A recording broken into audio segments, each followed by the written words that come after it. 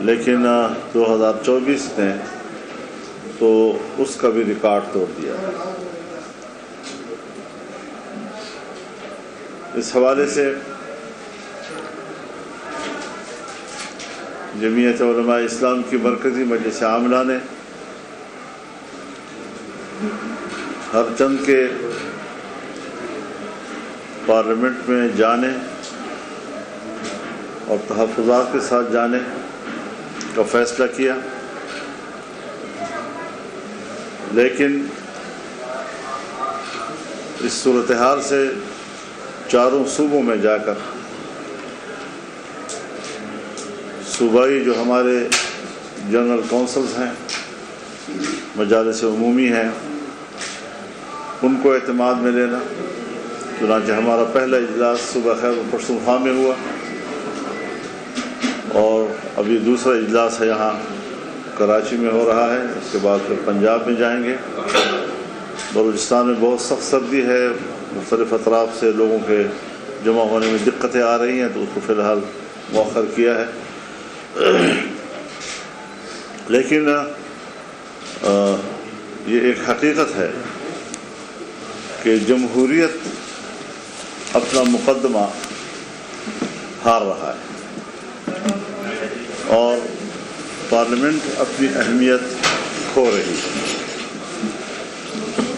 اس صورتحال میں اب کیا کیا جائے؟ یہ پارلیمنٹ جس وقت ہم دیکھ رہے ہیں یہ عوام کی نمائندہ نہیں ہے، یہ دھاندلی کی پیداوار ایک پارلیمنٹ ہے جس میں کچھ لوگ اپنے آپ کو حکمران کہلائیں گے اور قوم کے دلوں پر وہ حکومت نہیں کر سکیں گے۔ ان کی جسموں پہ تو شاید حکومت کر سکیں، لیکن قوم دل سے اس کو تسلیم نہیں کرے گی۔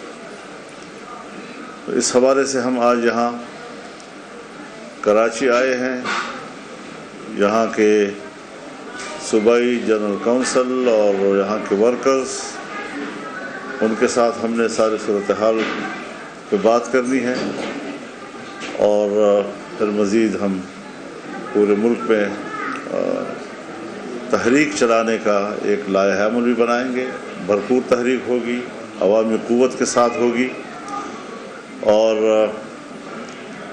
وہ ملک کی سیاست کو تبدیل کرے گی، اس کا کایا پلٹے گی۔ حالات اس طرح نہیں رہیں گے جس طرح کے ہم پہ مسلط کیے جا رہے ہیں۔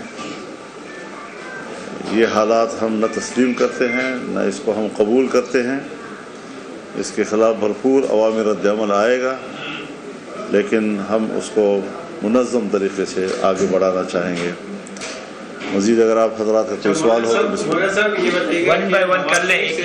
نواز شریف سے کیا شکوے کیا شکایت آپ نے کی، اور زرداری صاحب کہتے ہیں کہ آپ کو منا لیں گے، کیا آپ کو منا لینے میں کامیاب ہوں گے، دوبارہ حکومت میں شامل ہوں گے؟ دیکھیے، ہمارا کوئی ذاتی جھگڑے کسی کے ساتھ نہیں ہے کہ وہ ہمیں منا لیں گے۔ مسئلہ قوم کا ہے، مسئلہ عوام کا ہے۔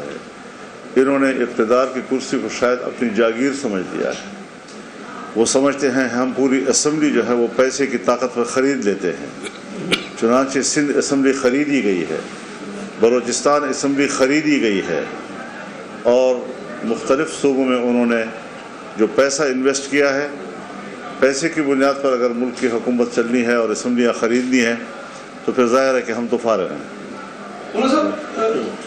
پی ٹی آئی کہہ رہی ہے کہ ملک کی بڑا گریٹ الائنس بنانے جا رہے ہیں سندھ میں، جیسا کہ 4 جماعتی اتحاد ہے، جو بی جے اور جے یو آئی، تمام جماعتیں جو الیکشن میں دھاندلیوں کے خلاف مدعا رکھ رہے۔ کل رات آپ کی جی ڈی اے کے رہنماؤں سے ملاقات ہوئی ہے، کیا سندھ میں اس جو احتجاج جاری ہے اس کو مزید وسیع تر بنایا جائے گا، اور گرینڈ الائنس جو بننے جا رہے ہیں اس کے حوالے سے؟ دیکھیے، ابھی تک کسی گرینڈ الائنس کا کوئی اس وقت باضابطہ تجویز نہیں ہے۔ رات کو بھی ہمارے ایک دوست نے گھر کے کھانے پہ سب کو بلایا تھا، ملاقات ہوئی سب کے ساتھ، بڑی اچھی ملاقات رہی۔ تو یہ ملاقاتیں ہونی چاہیے. اس میں مذاکرہ ہوتا ہے، اس میں ڈیبیٹس ہوتی ہیں، حالات کو سمجھا جاتا ہے، اور یہ ہمیں اندازہ لگانا ضروری ہے کہ ہم آئین و قانون کے حدود میں رہتے ہوئے اپنا حق اظہار رائے استعمال کریں. اور اس وقت نوجوان نسل میں بہت زیادہ شدت آ رہی ہے، اور ملک کے اندر ایک نظریہ تو نہیں ہے، بہت سے لوگ اپنے نظریوں کے حامل ہیں. کچھ لوگ ویسے ہی اسمبلیوں سے مایوس ہیں، ایک زمانہ ہو گیا کہ مایوس ہیں، مزید ان کو اسمبلیوں اور جمہوریت سے مایوس کیا جا رہا ہے. ایک طبقہ وہ بھی ہے جو بالکل جمہوریت کو کفر سمجھتا ہے. ہم نے اس ماحول میں جمہوریت کے ساتھ کھڑے ہونے کا فیصلہ کیا. ہم نے آئین اور قانون کی روشنی میں جمہوریت کی تشریح کی اور لوگوں کو اس کی طرف آمادہ کیا. یہ ساری قربانیوں کے باوجود کون ہے جو ہمارے اس حق پہ ڈاکہ ڈالتا ہے؟ ہم کوئی ڈاکہ تسلیم نہیں کرتے. ہم ڈاکہ ڈالنے کو مجرم سمجھتے ہیں.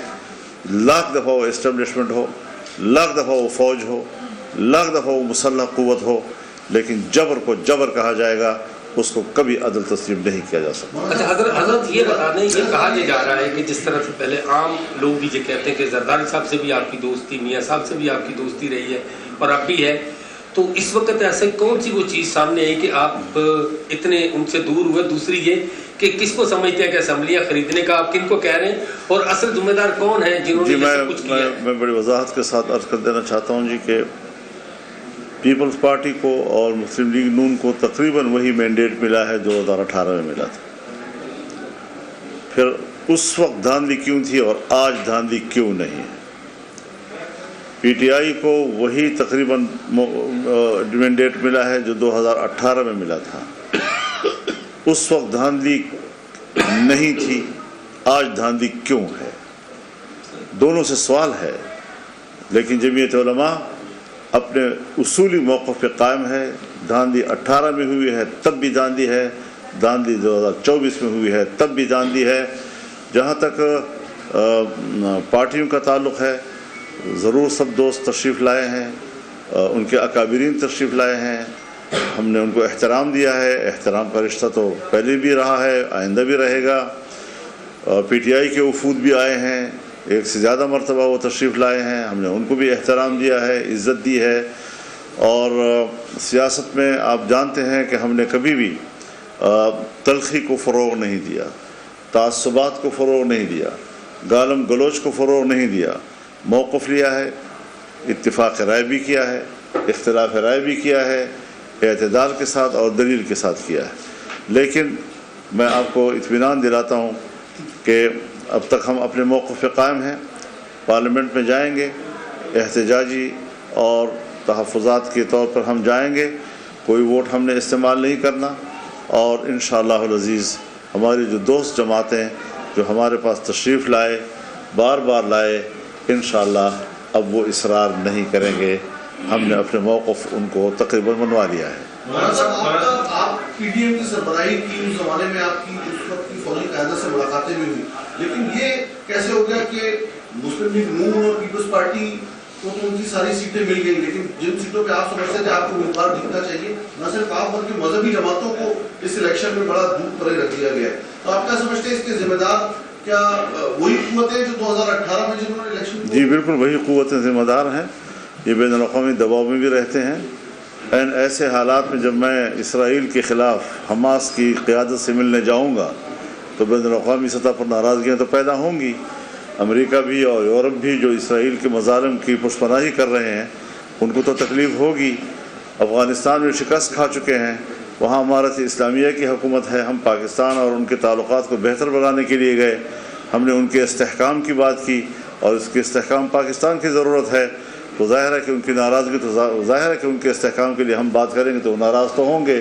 تو وہ بین الاقوامی دباؤ جو ہمارے ملک کے اسٹیبلشمنٹ پہ آتا ہے سو ہمارے خلاف اب بھی مستقل طور پر آیا ہے. اور یہاں پر بھی جن لوگوں کو یہ خطرہ تھا کہ شاید فضل الرحمان آنے والے وقت میں ہمارے مقابلے میں صدارتی امیدوار بن سکے گا، انہوں نے بھی اپنی تجوریاں کھولی. مولانا صاحب یہ بتائیے گا यहाँ से ले लीजिए, एक यहाँ से 3 हो गए, यहाँ से ले लें फिर इधर से। वज़ीर आज़म के लिए आपने अपने राय या वोट जो है वो इस्तेमाल नहीं किया, सदर के उम्मीदवार के लिए भी यही फैसले पे कायम नहीं या वोट इस्तेमाल करेंगे? इसी फैसले पे कायम है। महमूद खान साहब मेरे पास आए थे, लेकिन चूंकि उन्होंने हमसे पहले इब्तिदाई मशवरा नहीं किया था, अगर वो पहले मशवरा कर लेते तो शायद हम एक अच्छी स्ट्रेटजी हम बना सकते, लेकिन वो फैसला कर चुके हैं तो पार्टी का मौक़िफ़ तो अभी तक वही है। अब एक तरफ मेरी ख्वाहिश है कि मैं महमूद खान अजहज़ी को वोट दूँ, लेकिन एक तरफ मेरी पार्टी का फ़ैसला है जिसकी इताअत मुझ पर वाजिब है। तो ख्वाहिश और वाजिब का जब मुकाबला होता है तो वाजिब की इताअत करनी होती है, ख्वाहिश की नहीं। अच्छा मौलाना साहब, मुझे ये बताइएगा जरा, अगर आप असेंबली जाते हैं तो सुन्नी इत्तेहाद कौंसिल के नुमाइंदों के साथ बैठेंगे या हुकूमत के नवाज शरीफ और नून लीग या पीपल्स पार्टी के नुमाइंदों के? बेटा, आप लोग मेरे ख्याल में पार्लियामान के निज़ाम से वाकिफ़ नहीं है। पार्लियामान में अपोजिशन होती है, हुकूमत होती है। हम अपोजिशन बेंच पे बैठे हैं, वो जहाँ भी होंगी तो जिस्म से तो मेरी कोई लड़ाई नहीं है ना कोई फिक्र और जहन और दिमाग से कोई इख्तलाफ हो सकता है, लेकिन जहाँ पर भी अपोजिशन की नशिस्तें होंगी वहीं पर हम भी बैठे होंगे।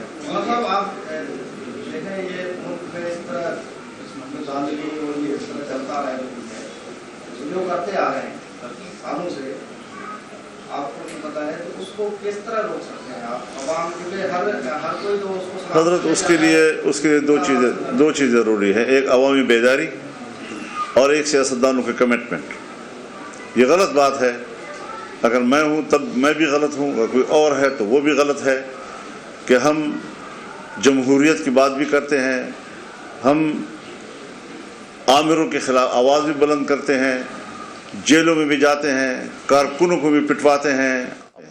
ये रवैया जब तक रहेगा सियासतदानों का, पाकिस्तान में जमहूरियत नहीं आ सकेगी, हमेशा उनकी ख्वाहिश की हुकूमतें बनती रहेंगी। लिहाजा सियासतदानों को पहले अपनी कमिटमेंट ठीक करनी चाहिए कि वो जब एक जमहूरियत पर यकीन रखें तो फिर वो जमहूरियत ही के लिए बात करें, फिर वो ये सौदेबाजियाँ ना करें, न पैसों का सहारा लें, ना आमिराना क़ुव्वतों का सहारा लें। आपने जिक्र किया हुकूमत की, तो मुद्दत का आपने तखमीना अंदाजा लगाया है कि 1 साल चलेगी। जरदारी साहब जो वो कितना अर्सा उनका इक़्तिदार बतौर सदर रहेगा? दूसरा भी एक एक्सट्रीम पोजीशन इमरान खान और पीटीआई से मुताल्लिक थी कि वो एक यहूदियों के एजेंट है। आपको क्यों इतना वो जल्दी अपनी एक्सट्रीम पोजीशन वापस लेकर पीटीआई के साथ हाथ मिलाना पड़ गया? नहीं, वो तो मेरे ख्याल में बार बार इस बात की तकरार की ज़रूरत नहीं है ना। आप एक सवाल बार बार करें, मैं जहाँ भी प्रेस में जाता हूँ एक ही सवाल, फिर उसका एक ही जवाब, एक ही सवाल फिर एक ही जवाब। देखिए, सब चीज़ें वक्त के साथ साथ ही तहलील होंगी। मौक़िफ़ जो हमने